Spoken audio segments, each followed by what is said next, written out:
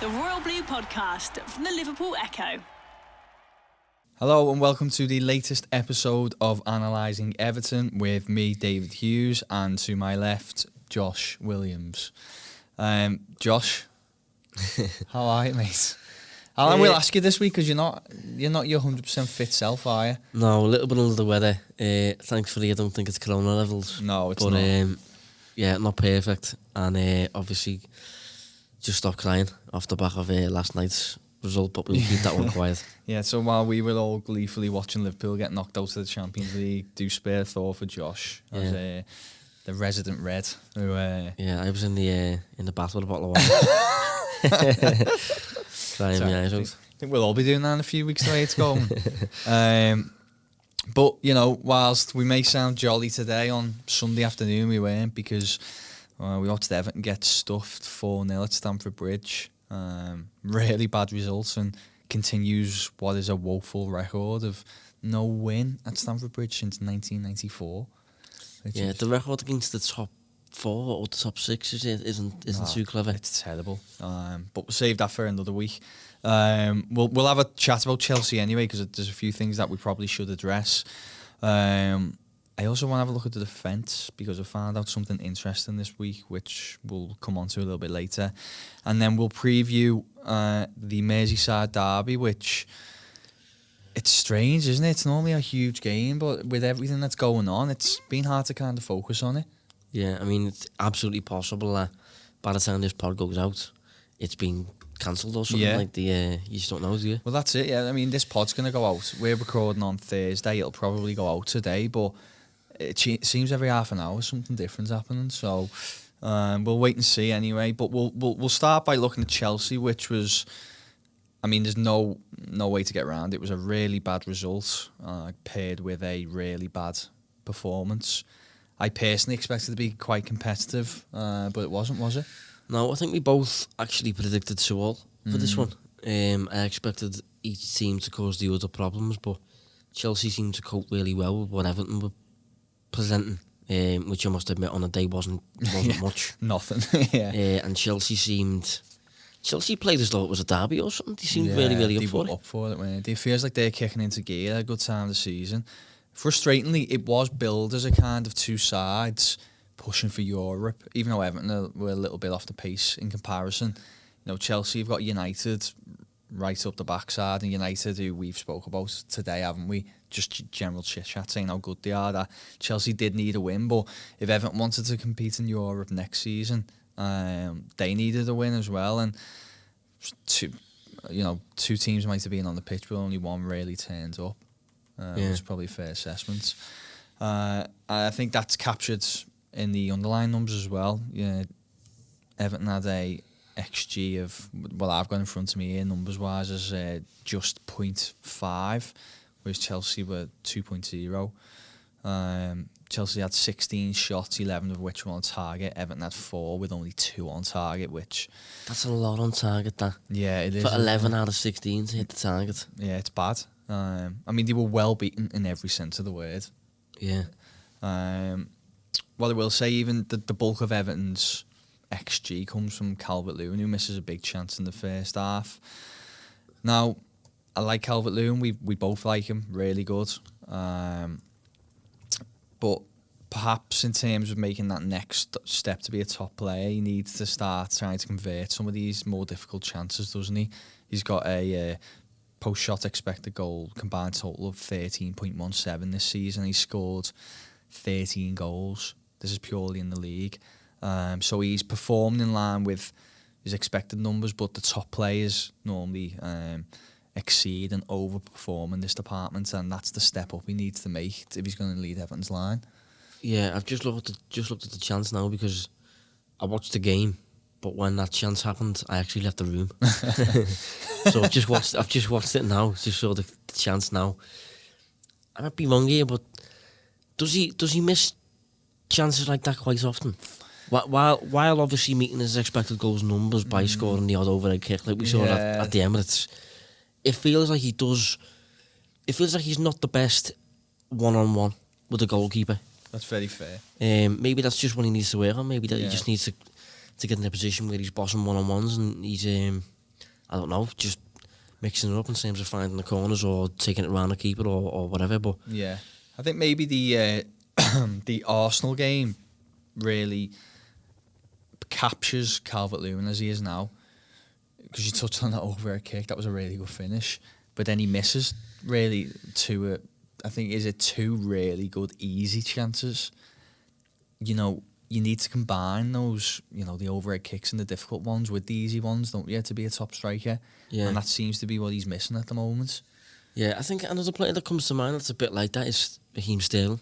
I think Sterling's perceived to be a terrible finisher amongst those that maybe don't follow analytics as much as we do, and it's because you do consistently see him miss an absolute open goal by falling over the ball or something mad like that. And he seems to be quite a feeble striker of the ball. He doesn't seem to connect with it very well when he hits it. Not many goals from outside the box and things like that because of that. But that's a really good comparison between those two players now. Think about the striking technique and stuff. Yeah. Feels like you never see Calvert-Lewin absolutely smash one into the back of the net. No, you don't. But Sterling's, again, though, similar in the sense that he scores enough, though, to meet his numbers and stuff, and he does find a net quite frequently. It's just those big misses that he seems to exhibit paints a picture in people's minds about whether a player can finish or not. Yeah, you're right. Look, I think a lot of the issues Everton experienced was in midfield. You know, set up flat 4-4-2 with a midfield two of Gomez and Davis. It just didn't work. I remember this midfield two last season in a 6-2 hammering at home to Tottenham. Got absolutely tore apart. Idrissa Gueye was still at the club at this point, but he was injured, so Silva had to go with this too, and they were blitzed in midfield. Like it was painful to watch, and this game was a reminder as to why that doesn't work. They're too slow in there and just easily bypassed. Yeah. Yeah, I mean, what were your thoughts just in general on that kind of midfield battle or lack of? Yeah, I think Chelsea just generally caused Everton's 4-4-2 problems. That was what I picked up on in terms of Everton having three banks of players and Chelsea having, well, several banks of players because they were a lot more fluid. Billy Gilmore, Ross Barkley, Giroud, Pedro, these are all players that are good in and between, between the lines and stuff like that. And they were just, one pass should not be able to bypass a midfield bank of four. Yeah. Maybe you could look into something along the lines of staggering your midfield bank of four so that rather than being a flat line, you've got players positioned in different heights and things like that. Yeah. How much do you think that Everton's midfield two struggled because of the wide players that were positioned in the midfield? Lack of help, maybe, or Everton's wide players. Yeah. Do you think that influenced them at all? Or? Potentially, yeah. I'm trying to think who was out wide in that game. Sigurdsson and yeah, Bernard, maybe. Yeah, Bernard. People are screaming for Bernard to play in more consistently, but there's a reminder why, and there's a reminder why he doesn't play away from home. He's too innocuous. He doesn't do enough. He's a bit of an invisible man. Sigurdsson is the epitome of an invisible man at the moment.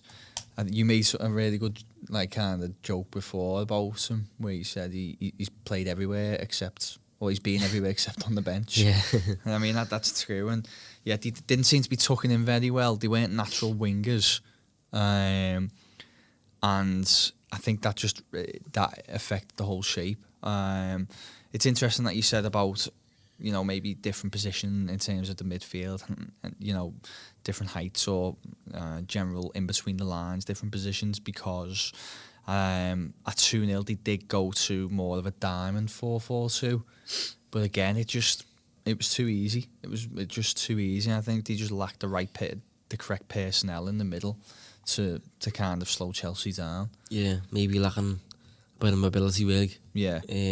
And Idrissa Gueye. Yeah, I was just going to say Idrissa Gueye type. Yeah.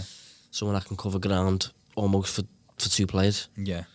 It was a reminder though, and you have to excuse me, I haven't kind of mentioned this on our agenda or anything, but it was a reminder that Gomez is a good player, but there's a reason why we've had question marks over him.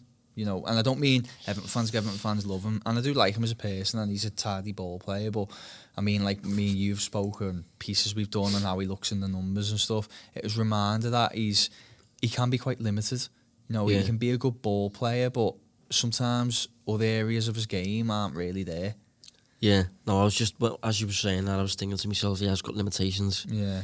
And I think generally, if you do look at his numbers, some players' contributions can't always be captured in the numbers, but Andre Gomes certainly looks to be the type of player who is just kind of fine at Everton. Yeah. But not kind of the jack of all trades, master of none sort of vibe. Yeah. I don't know.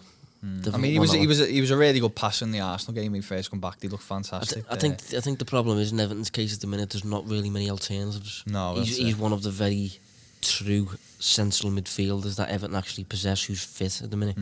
A lot of the others maybe shoehorned into, like Sigurdsson's obviously an attacker or a wide player or number 10 or whatever, not a central midfielder. No, I don't know what to say about Davis either. Now, Davis seems to show up all right in some data, doesn't he? But again, you know, he's still young, and as I've said, you know, people write off young players and they come back and bite you on the backside, Calvert-Lewin and Holgate. So let's not write Davis off. But at present, he doesn't seem to really add anything much to the team. I mean, he slotted in midfield and he struggled again. But yeah, I said it went to a diamond 4-4-2, didn't really work. And yeah, Chelsea was cutting Everton open too easy. 4 goals conceded. That was Ancelotti's joint worst ever defeat as a manager. That. Yeah. And probably could have been a little bit more. Just moving on slightly, there is a few alarm bells with the defence in general. Which I know he's still trying to he's coming in, he's trying to install a philosophy, how he wants to play in the next few seasons. But this week I noticed that Everton's average post-shot expected goals against. So that's basically XG, but it's things that characteristics after the shot's been taken, isn't it? So things like shot trajectory, goalkeeper positioning, pressure, etc. Basically, it's an overview of how good the shots are. It's a more detail. Everton's average before Ancelotti come in was 0.93, and it's increased since Ancelotti's come into 1.66, and this is per 90s on average. I mean, that's a big leap, isn't it? Yeah, well, it's not far off double, isn't it? Yeah, which is high. And have you got any thoughts on why you think that is? Yeah, well, we spoke a little bit about it, didn't we? I must say I'm a little bit surprised by it. Just because Everton have generally dropped back. They're not playing as much of a high line. Yeah. Usually when you play a high line, you will face sporadic shots, but when they come, they're quite clear-cut. Whereas if you're playing a mid-block, which was what Everton seemed to favour under Ancelotti, the shots that the opposing team do take should be a bit more in clogged areas. They shouldn't be as clear-cut. They should be, you know, from dodgy angles with Everton players in the vicinity of the ball. So I'm a little bit surprised by that. Obviously, it relates somewhat to the goalkeeper as well. Yeah. But the same goalkeeper was in goal for Silva's time, so yeah, I don't know, a little bit of a weird one. Yeah, I mean, it is a bizarre one. I had a theory, didn't I, where I kind of touched on what you said. You know, is it potentially down to removing that press? I've said before, how Everton pressing less aggressively now under Ancelotti, and they're sitting a little bit deeper, which, as you said, it should be a good thing. It should have more of a compact defensive unit, but perhaps Everton just aren't that great at defending. The defenders aren't great, and people aren't, I don't know, you think of people like Sidibe and stuff, not great defensively. Digne, sorry, he isn't great defensively, really, even though he's a good fullback. And, you know, under Silva, Everton were keeping opposition teams away from the goal on the whole, really. You know, they had, at one point, they were in like the top 5 for the fewest shots in Europe, weren't they? Shots faced, yeah. Yeah, shot faced. But again, that's the product of a high press. Yeah. That's what you'd expect. And if you drop back to a mid block, you would expect to face more shots. but you'd expect those shots to maybe be a bit trickier to score. But it seems to have gone the opposite way, according to them numbers at least. Have you checked the XG per shot? No, I haven't. This is That just... would be interesting to see. Yeah, maybe it's something to follow up with. Or if you can do it now, I don't know. I'm not sure if I can isolate Angelotti's time. Yeah, no, well, maybe it's a piece we can work on one of us over the weekend. But yeah, either way, it is alarming because it's basically showing that the opposition are kind of creating more high quality shots over the course of a game under Ancelotti than they were Silva. And as I said, I do think some of it does come down to the fact that teams are getting closer to Everton's goal with slightly more increased shots, and this becomes a big problem when you've got a below par keeper on current form, like Everton have with Pickford.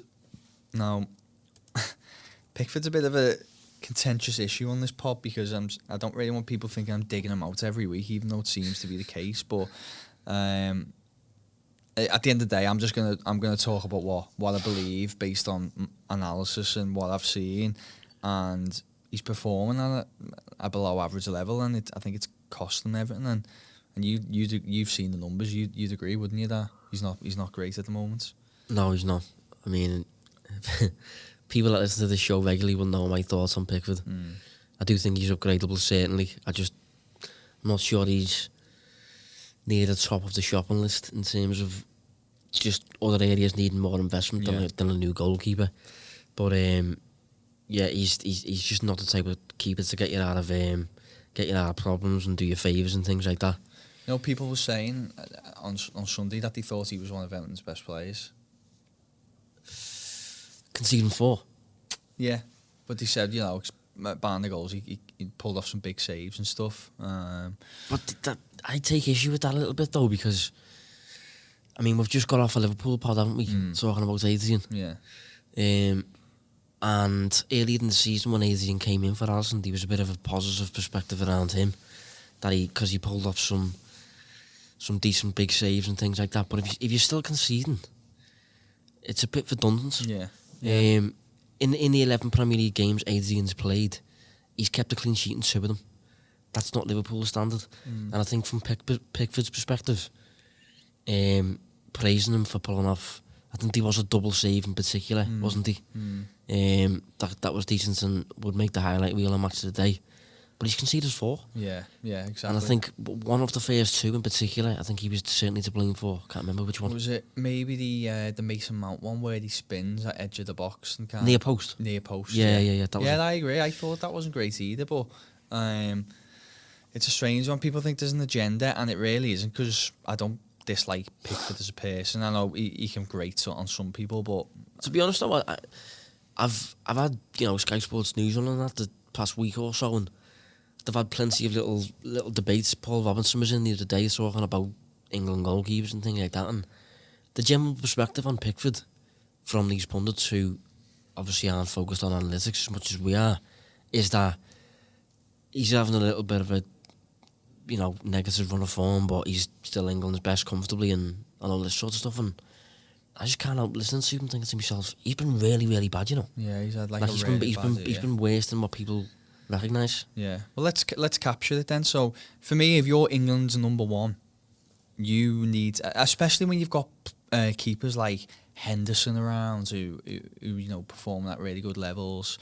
Heaton was probably a little bit better than Pickford, actually. He wasn't great, but let's capture it in this. This season, Pickford has a post-shot expected goals against combined total of 39.9. So he should have conceded around 39, 40 goals. He's conceded 46. Yeah. And I said to you, I was talking to a guy who may be well known for people on Twitter who supports Everton, Matt Cheatham. I think he's one of the data guys or stat guys at Sky Sports. Seems a really nice guy. I've never met him, but chatted a few times on Twitter. And he made a really good point about, points. One goal tends to be the value of around a point. It's something that's fairly well regarded or well known in kind of the analytical community, and just to get a capture of that, it's last season there was 1,072 league goals, and there was 1,069 points.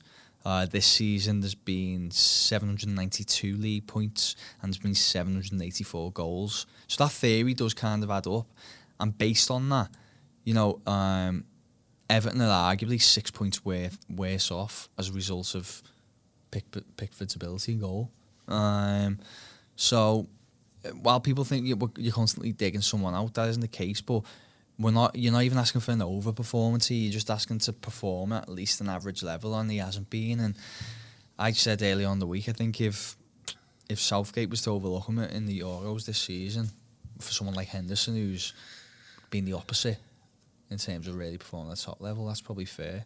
Yeah, I highly doubt that Southgate will make any sort of change.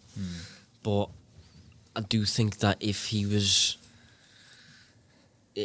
had to follow on the numbers sort of thing, and if he could see the drop off that he has suffered, I do think he would he'd consider it, especially once you look at Dean Henderson, who I think he's saved maybe something like 7 more goals than he should have, or something like that. He got the second best save percentage in the league behind Alisson, and they talk about experience and experience of major tournaments and all this sort of stuff, but Pickford's played one tournament. I mean, Dean Henderson seems to me as a really, type of player with real self-belief, almost to the extent that he's a bit cocky and stuff. He won't struggle in a first tournament like that. No. And also, it's not a flash in the pan, is it? Because Henderson was doing this last season as well. He was probably the best keeper in the Championship. And maybe people start taking him more serious when he's potentially playing for United next year. But this isn't a Sheffield United or Manchester United, I should say, podcast. So we won't stay on that. I think we need to see Pickford improve, because when you're letting more high quality chances on goal, you need your keeper to pull you out of the trouble a little bit more than what he's doing, and that's maybe why Everton are conceding so many. Yeah, it will impact your results at the end of the day. We know that from Liverpool's result last night at Atletico Madrid. That's it. The keepers knocked them out of the Champions League. Exactly. Really. Yeah, you can be perfect for the full match, but all it takes is a goalkeeper who's not at the required level, and you might take 20 shots, the opposing team might take 5, but if your goalkeeper's dodgy and concedes one of those 5, then you go a goal down and all this sort of stuff. And it's just I don't think goalkeepers have a massive influence on performance, but you will get to a point where your performance is really good if your coach is decent, at least. If you're still not delivering results, a lot of that usually can come down to a goalkeeper. You look at Kepa at Chelsea,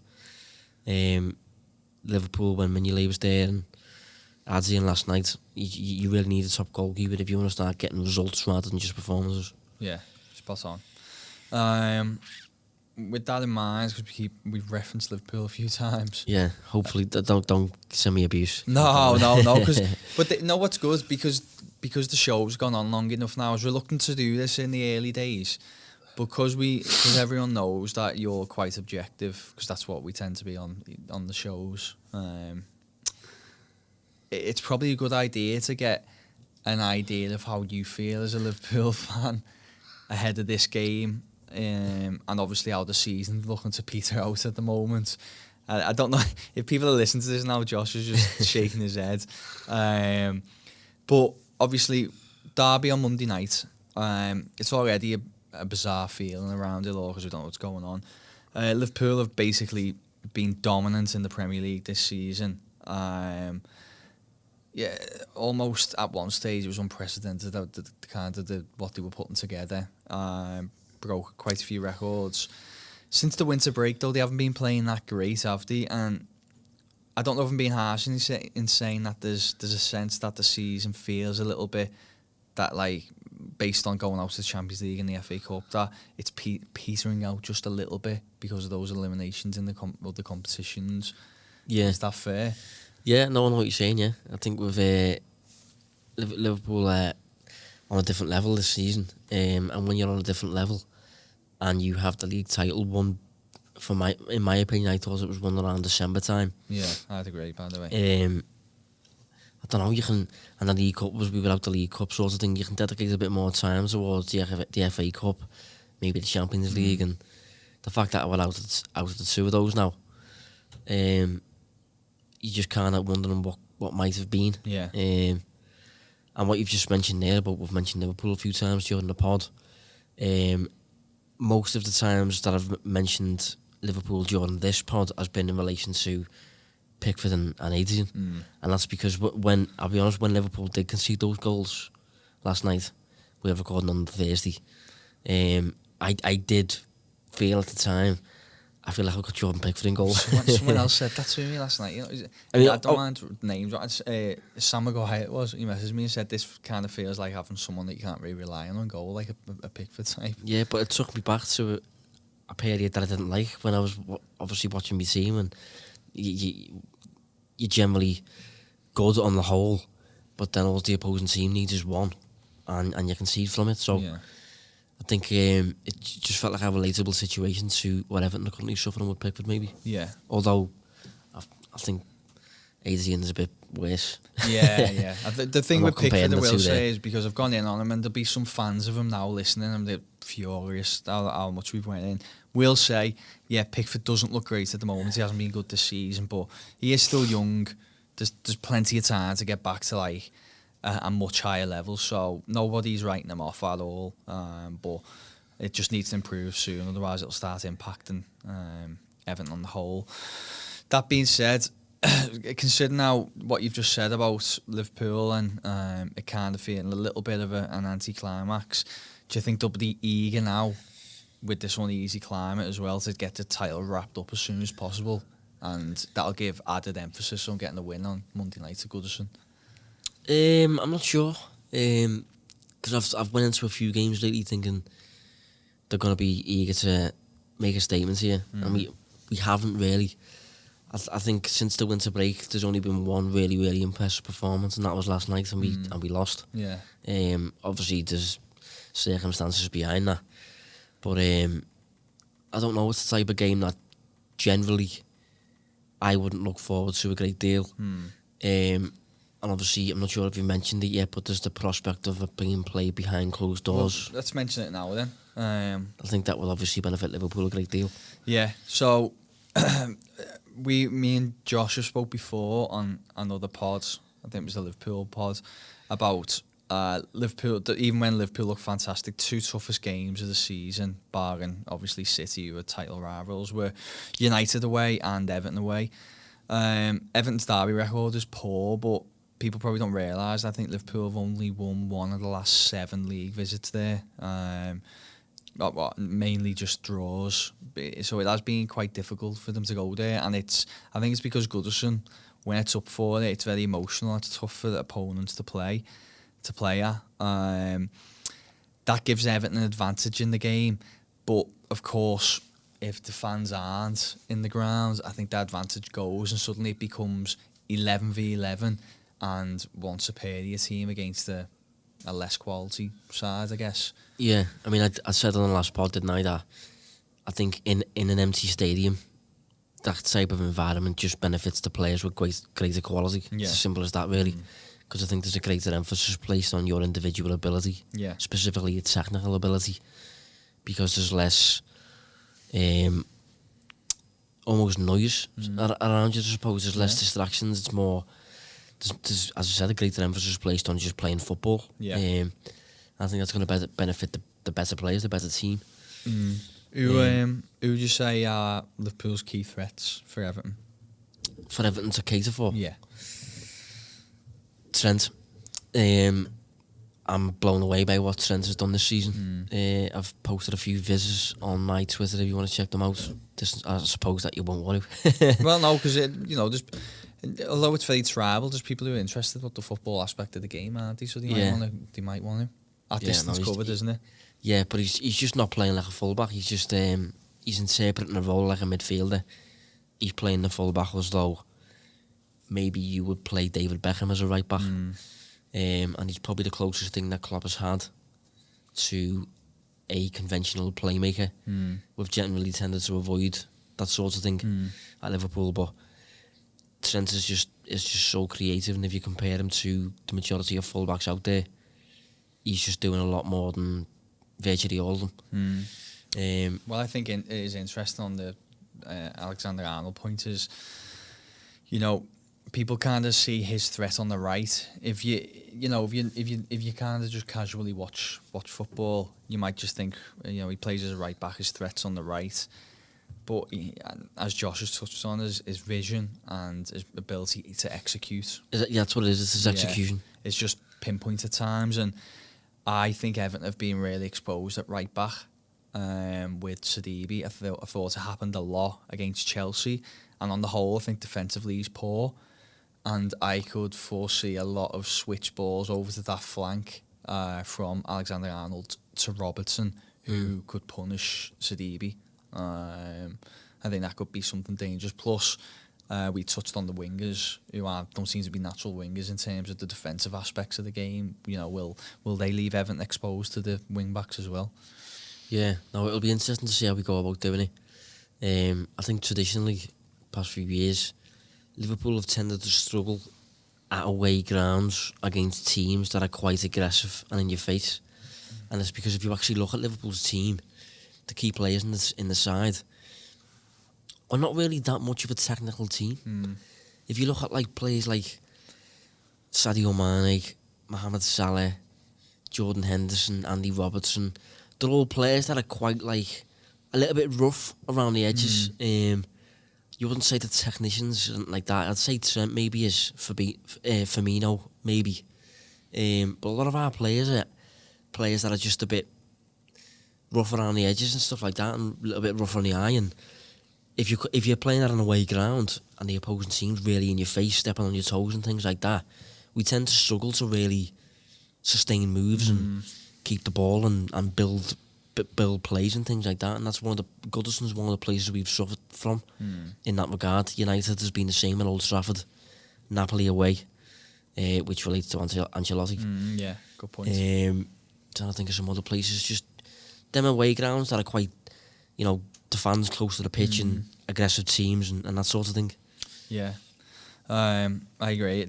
You mentioned some of the names, but there's still Salah, Firmino, Mane are just always a threat. You're going to face Liverpool's best side as well. There's going to be no resting players. If you think of the two meetings earlier this season, the cup game, there was a much changed team. Even the league game, there was players like Shaqiri and Origi who come in. I think on this game, given everything that's happened with Liverpool, they'll be all out to put the best side out. So you're going to have to watch for the front three. And there's very few weak links in the outfield positions for Liverpool. But I suppose we can maybe flag where the potential areas Everton could get results, and that would be trying to expose the goalkeeper. Yeah, well, that's certainly one of them. Yeah, I mean, I suppose you could go down the route of shoot on sight, really. Yeah, probably should. He's probably going to be shot when it comes to. I don't mean in that way. Yeah, I mean you're tempted, aren't you? But yeah, I mean in the sense of his confidence is going to be shot. We'll save the actual shooting for down the line. Yeah, but yeah, I'm not sure Everton have got too many distance shooters anyway, though, have they? No, Sigurdsson comes to mind, obviously. Yeah, he scored that really good one against West Ham, but isn't it? All right, it's a little bit different, but do you know Sigurdsson still hasn't scored a free kick for Everton since he signed? That's crazy. Yeah, which is it's crazy, but yeah, just on Liverpool's potential weakness. Obviously, if there's Liverpool, the team I watch behind Everton the most, I kind of know them inside out because we cover them so much, which can be a curse sometimes. But it's good for these moments. And one area I think Everton might have success in is trying to expose the high defensive line, which for me, Liverpool tend to give opponents at least one or two clear-cut chances per game. Now, usually Alisson deals well with these. He'll either pull off a good save or he'll sweep fairly well and he lead to nothing. But with Adrian in goal, I think that's good news for Everton. And I think they'll be presented with one or two of these. It's just about taking them. I think about an example. Obviously, Everton created a few good chances in the cup game. Didn't take them. There was one in the first league game where you actually said you thought it was a penalty, but I was in the ground, so I couldn't see it, and it was Calvert-Lewin gets put through in, and Van Dijk just leans into him Yeah, I think so, yeah. enough to pull him off. But I thought that was a decent chance. I think Everton will get 1 or 2 of them, and it's just about getting your effort on target with Adrian in goal. You've got half a chance of it leading to something. Yeah. Another thing on that on this as well is, and this is going to sound really, really simple, but if you can manage to take a lead against Liverpool, it seems to do an awful lot. Yeah. And obviously that sounds very stupid, but Liverpool very rarely go a goal down, and when we do go a goal down, the emphasis is then placed on breaking down what usually is a low block. Liverpool are a really complete team, capable in a variety of match scenarios.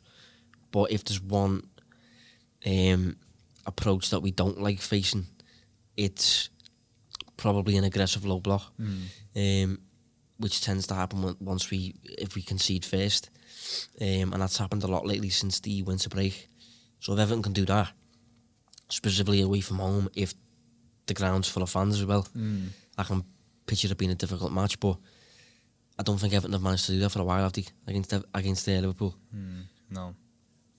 It's yeah, it does seems to be that if you don't take that first goal, it makes life difficult, and yeah, Everton don't tend to do so. I will say though that Richarlison and Calvert-Lewin are both very much a handful, and Gomez and Van Dijk are really complete, and you don't usually see them struggle. But I think in Calvert-Lewin and Richarlison, you've got enough there to pose them problems. Yeah. And, they're just as physical and just as mobile, really. Yeah. So that'll be a good little matchup to see. Yeah, that will. They're two positives that you always think, we've got that twosome up top, and they are a handful for anyone, even if they're not the most clinical as of yet. At 22, both of them, it's good signs. A verdict, but I will allow a two-pronged verdict, and that's with and without fans. There's a third option that mightn't even get played, but let's with or without fans, what are you going for? So, with fans, I'm going for a 1-1. Okay. And if it's played in an empty stadium, I think 2-0 Liverpool. Okay, yeah. Sorry. No, yeah. I'll be more optimistic on this one. Okay. With fans, I'll go 2-1. But without, yeah, I want to be proven wrong, but I could see it being 3-1 maybe for Liverpool. Just because I think quality will take over, and it's not a disservice to say to Everton that the quality isn't there yet in the playing personnel. There's no shame in admitting that you're playing a really good side, and the home advantage would probably help, but if it's not there, it'll be difficult for the players on the day, and there's not much you can do about that. But it'll be interesting to find out anyway. It'll also be interesting to see how we review it, because the pair of us have no idea what the next few weeks holds. Obviously, within the office today in the studio, but we'll just keep you all updated on what's happening next, and whether we'll be in here next week or whatever. Yeah. There's people outside the room now with gas masks. Trying to get in. Yeah, we're going to have to go and fight them off anyway, so we'll end it there, but hopefully there's still some football this weekend, and fingers crossed it's, from an Everton point of view, it's a win. Thanks, as always, Josh. No worries, mate. Cheers, everyone. Bye.